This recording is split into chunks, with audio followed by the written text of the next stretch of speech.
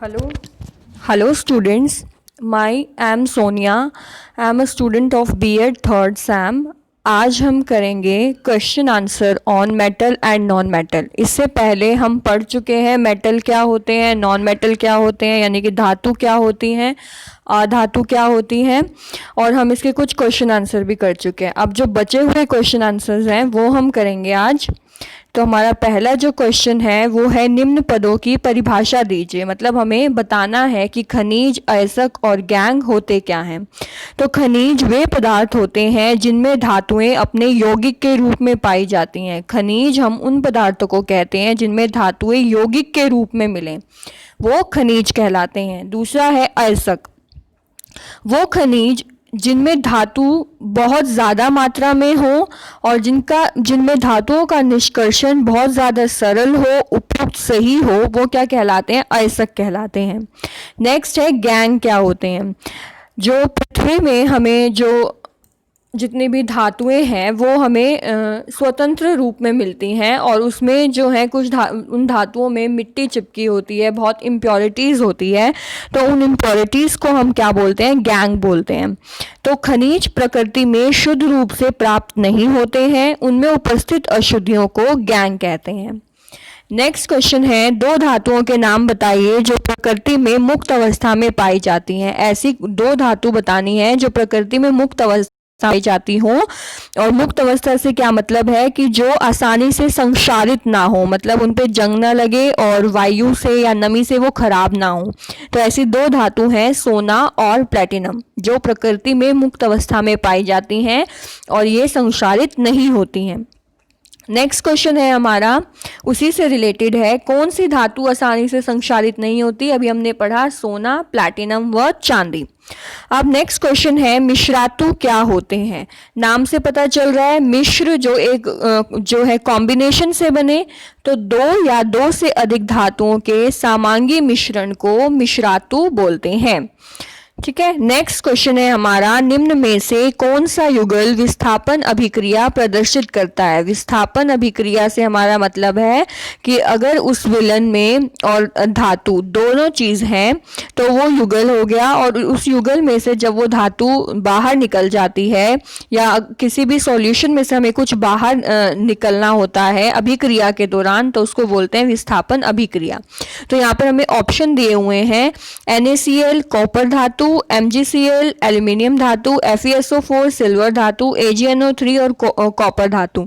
तो इनमें से कौन सा युगल विस्थापन अभिक्रिया प्रदर्शित करता है, वो है AgNO3 का विलन और कॉपर धातु। नेक्स्ट क्वेश्चन है लोहे के फ्राइंग पैन को जंग से बचाने के लिए कौन सी विधि उपयुक्त है। लोहे के फ्राइंग पैन को जंग से बचाने के लिए हम क्या क्या कर सकते हैं। ग्रीस लगा के उसको बचा सकते हैं, पेंट लगा के, जिंक की परत चढ़ा के, या ऊपर के सभी। तो अगर हम लोहे के फ्राइंग पैन पे जिंक की परत चढ़ा दें तो हम उसको संक्षारित होने से या जंग लगने से बचा सकते हैं। नेक्स्ट क्वेश्चन है कोई धातु ऑक्सीजन के साथ अभिक्रिया करके उच्च गलनांक वाला यौगिक निर्मित करती है, और जो यौगिक बनता है वो जल में विलय है, जल में विलय हो जाता है, वो तत्व कौन सा है। तो यहाँ पर हमें धातु दी हुई है कैल्शियम, कार्बन, सिलिकॉन और लोहा। तो इनमें से कैल्शियम ऐसी धातु है, Ca ऐसी धातु है, जब वो ऑक्सीजन के साथ अभिक्रिया करती है तो एक उच्च गलनांक वाला यौगिक बनता है, और वो यौगिक जो है वो जल में विलय होता है। नेक्स्ट है खाद्य पदार्थों के वेफ डिब्बों पर जिंक की बजाय टीन का लेप होता है, क्यों। क्योंकि टीन की अपेक्षा जिंक महंगा है, टीन की अपेक्षा जिंक का गलनांक अधिक है, टीन की अपेक्षा जिंक अधिक अभिक्रियाशील है, टीन की अपेक्षा जिंक कम अभिक्रियाशील है। तो इसका आंसर है टीन की अपेक्षा जिंक अधिक अभिक्रियाशील है, इसीलिए वेफ डब्बों पर जिंक की बजाय टीन का लेप होता है। नेक्स्ट क्वेश्चन है आपको एक हथौड़ा, बैटरी, बल्ब, तार और स्विच दिया गया है। इनका उपयोग कर धातुओं एवं अधातुओं के नमूनों के बीच आप विभेद कैसे कर सकते हैं। हमको हथौड़ा, बैटरी, बल्ब, तार ये सब दे दिया। अब हमें इनका उपयोग करके बताना है कि जो दिया गया सामान है उनमें से कौन सी धातु है, जो नमूने दिए गए हैं उनमें से कौन सी धातु है और कौन सी अधातु है, उनके बीच में विभेद करना है, बताना है। दूसरा जो क्वेश्चन है वो ये पूछा गया है कि धातुओं और अधातुओं में जब हम विभेदन करते हैं, इसके लिए हम जो भी परीक्षण कर रहे हैं उसकी उपयोगिता का आकलन करना है कि जो हम परीक्षण कर रहे हैं वो ठीक है या नहीं है। तो पहला, हथौड़े से पीटकर। हमको ये पता है कि जब हम धातु को हथौड़े से पीटते हैं तो उनकी पतली चादर बन जाती है और इसी भौतिक गुण को क्या बोलते हैं, आघातवर्ध्यता। दूसरी तरफ और अगर हमें पता है कि जो अधातु है, नॉन मेटल्स हैं, जब हम उन पे प्रेशर डालते हैं या उनकी पतली चादर बनाना चाहते हैं तो वो नहीं बन पाते क्योंकि वो बहुत ज़्यादा सॉफ्ट होती हैं और अगर हम उन पर ज़्यादा प्रेशर डालते हैं तो वो टूट जाती हैं। तो इससे हथौड़े से पीटकर हम बता सकते हैं कि जिसकी पतली चादर बन गई वो धातु है और जिसकी नहीं बनी वो अधातु है। अधातु भंगुर होती हैं यानी बहुत मुलायम होती हैं, इसलिए उनके छोटे छोटे टुकड़े बिखर जाएंगे। तो इससे हम बता सकते हैं। दूसरा है विद्युत परिपथ द्वारा। अब हमारे पास बैटरी, बल्ब, तार और स्विच है। हमने क्या किया, इन सबको मिला के एक परिपथ बनाया, विद्युत परिपथ बनाया, जिससे हम बिजली को गुजार सकें, बिजली को पास करा सकें। फिर हमने उसमें बारी बारी से अलग अलग करके एक बार एक, दूसरी बार एक, धातु भी डाली, अधातु भी डाली। हमें नहीं पता अभी धातु है या अधातु है। तो जिसमें से बिजली पास होने लगी यानी जिसके डालने से बल्ब जलने लगा तो वो धातु है और जब बल्ब नहीं जला तो वो अधातु है। ठीक है, इससे हमें पता चल जाएगा। दूसरा क्वेश्चन है बी, उसका क्या है, परीक्षण ए का सेकंड पार्ट यानी ए का सेकंड पार्ट विद्युत परिपथ। ये एक उपयुक्त तरीका है क्योंकि ग्रेफाइट जो कि एक धातु है परंतु विद्युत का सुचालक है, इसीलिए इसके साथ भी बल्ब जलने लगेगा। ठीक है, नेक्स्ट क्वेश्चन है उभयधर्मी ऑक्साइड क्या होते हैं। ऐसे धातु ऑक्साइड जो अम्ल और क्षारक दोनों से अभिक्रिया करके लवण और जल प्रदान करें उभयधर्मी ऑक्साइड कहलाते हैं। ठीक है, वो धातु ऑक्साइड जिनको जब हम अम्ल के साथ अभिक्रिया कराएं तब भी हमें लवण और जल मिले और जब हम क्षारक के साथ अभिक्रिया कराएं तब भी हमें लवण और जल मिले, वो क्या कहलाते हैं, धातु ऑक्साइड उभयधर्मी ऑक्साइड कहलाते हैं, जैसे कि एल्यूमिनियम ऑक्साइड और जिंक ऑक्साइड। नेक्स्ट है दो धातुओं के नाम बताइए जो तनु अम्ल से हाइड्रोजन को विस्थापित कर देंगे और दो ऐसी धातुओं के नाम बताइए जो ऐसा नहीं कर सकते। यानी कि हमारे पास दो धातु ऐसी हमने बतानी है जब हम उसकी तनु अम्ल यानी HCl के साथ अभिक्रिया करते हैं तो इसमें से हाइड्रोजन का विभाजन हो जाए। तो ऐसी कौन सी धातु हो गई, मैग्नीशियम और कैल्शियम। जब हम मैग्नीशियम और कैल्शियम की अभिक्रिया कराते हैं HCl के साथ तो जो हमें मैग्नीशियम क्लोराइड मिलता है और CaCl कैल्शियम क्लोराइड मिलता है और हाइड्रोजन इजीली निकल जाता है, हाइड्रोजन का विस्थापन हो जाता है। और जबकि हम कॉपर और सिल्वर के साथ जब अभिक्रिया कराते हैं तो जो हाइड्रोजन है इसका विस्थापन नहीं होता है। ठीक है, तो हमने दो धातु बता दी और दो धातु ऐसी बता दी जो ये नहीं कर पाती हैं। नेक्स्ट क्वेश्चन है किसी धातु M यानी कि हमारे को एक धातु M दे दी गई है जिसका हम विद्युत अपघटनी परिष्करण करते हैं, मतलब उसमें से विद्युत धारा को प्रवाहित करते हैं। तो हमें बताना है कि एनोड, कैथोड और विद्युत अपघट्य किसे बनाएंगे। हमारे पास एक धातु M है, हमने उसका विद्युत अपघटनी परिष्करण किया, उसमें से विद्युत धारा को गुजारा, तो जो अशुद्ध धातु है वो एनोड की तरफ चली जाएगी और जो शुद्ध धातु है वो कैथोड की तरफ चली जाएगी। ये प्लस की तरफ चली जाएगी, ये माइनस की तरफ चली जाएगी और जो विद्युत अपघट्य हैं वो अम्लीकृत लवण का विलयन होगा।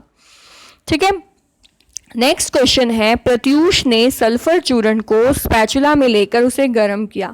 आपने साइंस की लेबोरेटरी में देखा होगा, स्पैचुला एक चम्मच जैसा होता है, उससे उसने सल्फर चूर्ण को लिया, उसे गर्म किया, फिर उसने उसको परख नली में डालकर परख नली कर दी और जिससे गैस जो है वो उत्सर्जित निकलने लगी, गैस जो है बाहर निकलने लगी। उस गैस को एकत्र करके उसने पहले सूखे लिटमस पत्र पे चेक किया, फिर आर्द्र लिटमस पत्र पे चेक किया। तो इन दोनों अभिक्रियाओं में क्या हुआ, ये आपकी अभिक्रिया या एक्टिविटी आपको आपकी बुक में मिल जाएगी। वहाँ पर बिल्कुल सही शब्दों में अच्छे से दिया हुआ है, वहाँ से कर लेना। और मैं बता देती हूँ एक बार कि जब वो गैस निकली वो हाइड्रोजन गैस निकली थी। जब उसने सूखे लिटमस पत्र से उसको जांचा तो सूखे लिटमस पत्र का कलर चेंज नहीं हुआ, और जब आर्द्र लिटमस पत्र से जांचा तो उसका कलर चेंज हो गया, जिससे ये पता चला कि अगर जल उपस्थित है तब तो हाइड्रोजन गैस का जो है हम हाइड्रोजन गैस बाहर निकाल सकते हैं, और अगर जल प्रेजेंट नहीं है, जल की एब्सेंस है, तो हम जो है उसमें से जो गैस है उसको बाहर नहीं निकाल सकते। उसके लिए जल की जो है वो ज़रूरत होती है। नेक्स्ट है लोहे को जंग से बचाने के 2 तरीके बताइए। हम लोहे को जंग से बचाने के लिए पहला उसका यशद लेपन कर सकते हैं, दूसरा पेंटिंग कर सकते हैं। पेंटिंग आपको पता चल गया होगा कि लोहे की वस्तु पर पेंट कर देते हैं ताकि वो हवा और आर्द्रता के संपर्क में ना आए और जंग से बच जाए। यशद लेपन में हम क्या करते हैं, लोहे और इस्पात पर जिंक की पतली परत चढ़ा देते हैं ताकि हम उसको संक्षारित होने से बचा सकें। नेक्स्ट क्वेश्चन है ऑक्सीजन के साथ संयुक्त होकर धातुएं कैसे ऑक्साइड बनाती हैं। तो धातुएं कैसे ऑक्साइड बनाती हैं, अम्लीय ऑक्साइड बनाती हैं। नेक्स्ट क्वेश्चन है कारण बताइए। प्लैटिनम, सोना एवं चांदी का उपयोग आभूषण बनाने के लिए किया जाता है। क्यों? क्योंकि ये जो है प्लैटिनम, सोना और चांदी ये चमकदार होती हैं, ये खराब नहीं होती हैं, और इसीलिए इनका उपयोग आभूषण बनाने के लिए किया जाता है। नेक्स्ट है सोडियम, पोटेशियम और लिथियम को तेल के अंदर संग्रहित किया जाता है। क्यों? हमने ये पढ़ा था रासायनिक गुणधर्म में कि जो कुछ मेटल्स ऐसी होती हैं जैसे कि सोडियम, पोटेशियम, लिथियम, जो अगर वायु के संपर्क में आए तो बहुत ज़्यादा अभिक्रियाशील हो जाती हैं, जिससे उनको आग लग सकती है। इसीलिए हम इन धातुओं को बचाने के लिए उनको तेल में या केरोसिन में डुबोकर रखते हैं। नेक्स्ट क्वेश्चन है एल्यूमिनियम जो है वो बहुत ज़्यादा अभिक्रियाशील धातु है, फिर भी हम इसका उपयोग खाना बनाने वाले बर्तनों में करते हैं। ऐसा इसलिए होता है क्योंकि एल्यूमिनियम जो है वो संक्षारित नहीं होता है बहुत जल्दी, और ये ऊष्मा के अच्छे सुचालक होते हैं, इसीलिए हम खाना बनाने वाले बर्तनों में एल्यूमिनियम का यूज़ करते हैं। निष्कर्षण प्रक्रम में जो धातुओं को जब हमें उनके अच्छे प्योर स्टेट में निकालना होता है पृथ्वी से, तो हम 3 चरण में उनको 3 चरण करते हैं ताकि हमें धातुएं मिल सकें। तो निष्कर्षण प्रक्रम में हम उनके जो है ऑक्साइड बना लेते हैं ताकि हमें धातुएं आसानी से मिल जाएं। तो ये कह रहा है कि निष्कर्षण प्रक्रम में कार्बोनेट और सल्फाइड आयस्क के हमने ऑक्साइड बनाए। वो हमने क्यों किया?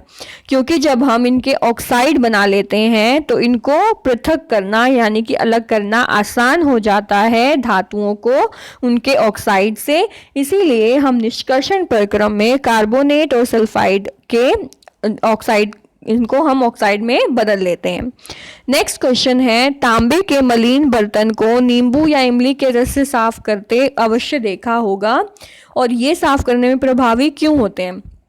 नींबू या इमली जैसे पदार्थों में अम्ल होता है। नींबू और इमली कैसे हुए? खट्टे हुए, और हमें ये पता है कि अम्ल जो है वो खट्टे होते हैं स्वाद में। तो जब इन पे तांबे के अशुद्ध पदार्थों को इनसे साफ किया जाता है तो ये बहुत ज़्यादा प्रभावशाली होते हैं, बर्तन चमकने लगते हैं। इसीलिए तांबे के बर्तनों को साफ करने के लिए, उनकी अशुद्ध पदार्थ को साफ करने के लिए हम नींबू और इमली जैसे पदार्थों का इस्तेमाल करते हैं।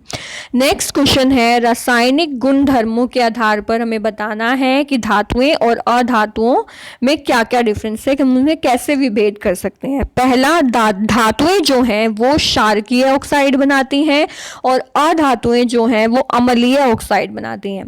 धातु अपचायक होती हैं, अधातु उपचायक होती हैं। धातुएं जल से हाइड्रोजन को विस्थापित कर देती हैं और अधातुएं जल से हाइड्रोजन को विस्थापित नहीं कर पाती हैं। नेक्स्ट क्वेश्चन है एक व्यक्ति सुनार बन के हर एक घर में जाता है और सबसे उनके आभूषण मांगता है सोने के, और कहता है कि वो उनकी चमक जो है उनको पैदा कर देगा, वैसा ढोंग करता है। जो लेडीज़ हैं वहाँ पर महिलाएं हैं वो उस पर शक नहीं करते हैं, उनको अपने आभूषण दे देती हैं, फिर वो उसे एक विशेष विलयन में डाल देता है जिससे चमकने तो लगते हैं कंगन, लेकिन उनका वजन जो है वो बहुत ज़्यादा कम हो जाता है। तो ऐसा एक जासूस की तरह हमें बताना है कि वो जो विलेन जिसमें उसने उन गहनों को डाला वो क्या है। तो उस व्यक्ति ने एकारेजिया विलेन का प्रयोग किया, जिससे सोने में चमक तो आ गई लेकिन उसका वजन कम हो गया, क्योंकि उसने क्या किया, उस विलेन ने सोने को गला दिया। इस एकारेजिया में हम क्या यूज़ करते हैं, हम सांद्र HCl हाइड्रोक्लोरिक एसिड यूज़ करते हैं और सांद्रता HNO3 का यूज़ करते हैं, जो एक रेशो में होता है 3:1 में, जिससे सोने में चमक तो आ जाती है लेकिन ये उनको गला देता है, जिससे उनका वजन कम हो जाता है। नेक्स्ट क्वेश्चन है, गर्म जल का टैंक बनाने में हम तांबे का उपयोग करते हैं परंतु इस्पात यानी कि लोहे की मिश्रातु का नहीं। इसका कारण बताइए। तो जो कॉपर है यानी जो तांबा है वो ऊष्मा का अच्छा सुचालक है और ये गर्म जल के साथ अभिक्रिया नहीं करता है, इसीलिए हम इसका उपयोग गर्म जल के टैंक बनाने में करते हैं। लोहे की मिश्रातु का क्यों नहीं करते, क्योंकि आयरन जो है, लोहा जो है वो गर्म जल के साथ अभिक्रिया करता है, इसीलिए हम जो है आयरन का जो है टैंक नहीं बनाते हैं और तांबे से हम गर्म जल के टैंक बनाते हैं। Thank you.